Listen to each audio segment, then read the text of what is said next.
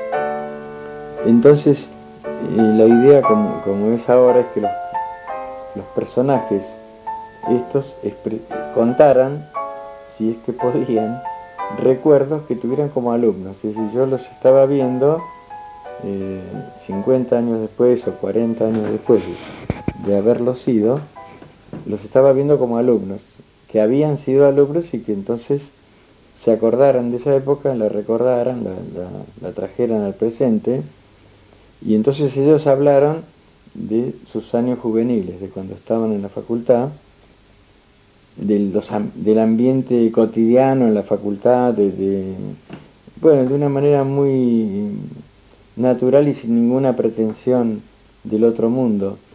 Con eso se hicieron unas entrevistas que están por ahí grabadas, desgrabadas, y que después resultan muy interesantes y se pueden hilar muchas cosas, pero que en principio tenían la idea de que fuera una charla, ellos como alumnos.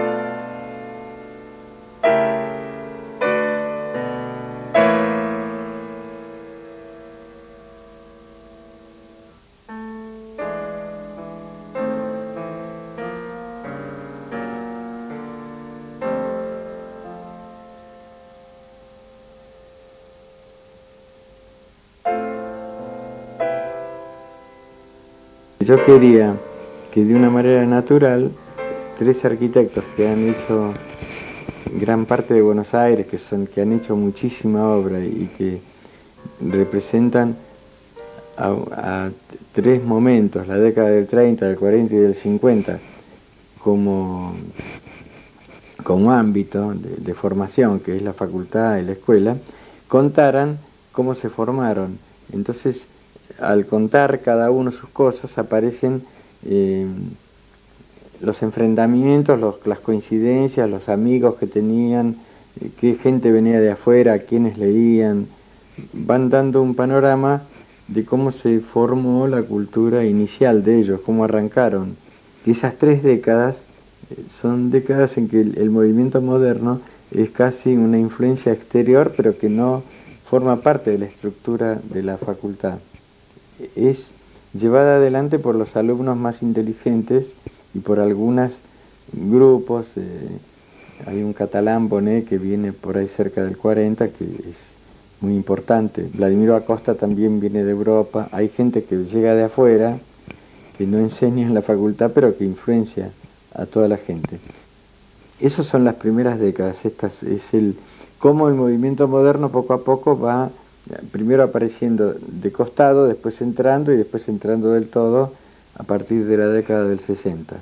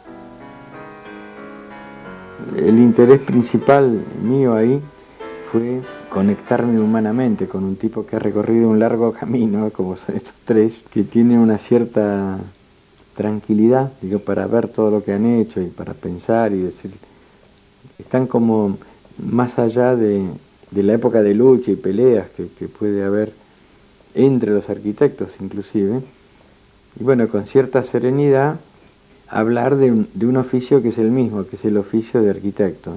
Sería como una reunión gremial, es como una charla del gremio. Como todo gremio, cada uno de los tipos que practica un oficio tiene ciertas costumbres o rutinas o maneras de hacer las cosas que para mí se expresaban en la palabra cocina perfectamente.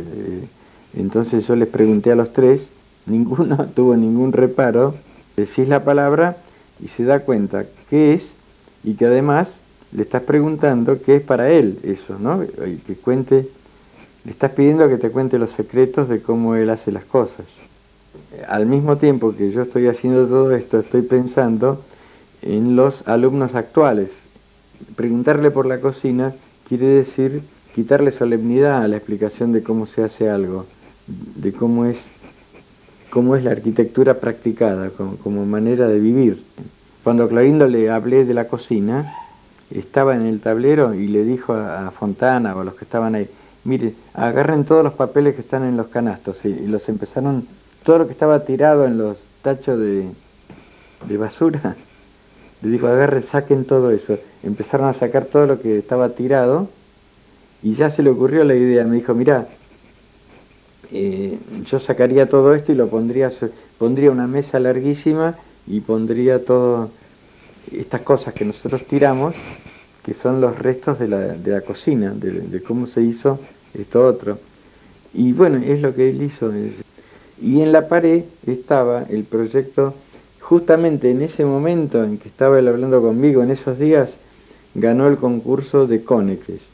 Ganó el primer premio, y esos papeles que él había juntado por ahí eran los bosquejos de ese primer premio. Entonces en la pared estaban los dibujos del primer premio, y ahí estaba todo lo que había, los desechos que mostraban cómo se había llegado a eso otro. Todos tienen maneras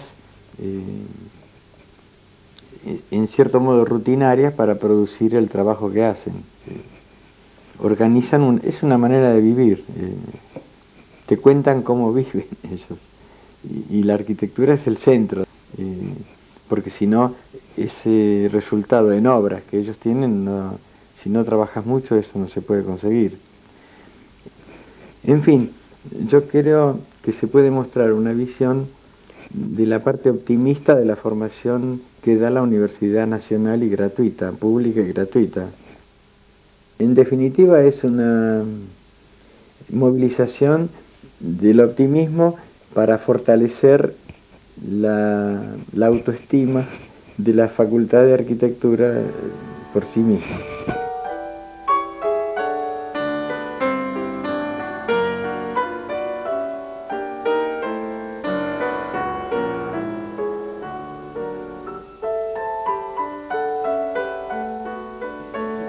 Bueno, yo creo que quedó bastante claro en estas exposiciones que es una cosa mínima, porque hay una cantidad de otros arquitectos que podrían haber sido llamados. Seguro, tenemos muchísimos para hacer esto. Esto es solo una muestra de los principales, de los más evidentes. Entonces, recuperar un poco las cosas buenas que se fueron haciendo prepara una reconstrucción de la facultad actual también. Son materiales para reconstruir lo que se viene, y con cierta calma y con tiempo, ¿no? Y bueno, esa es la idea.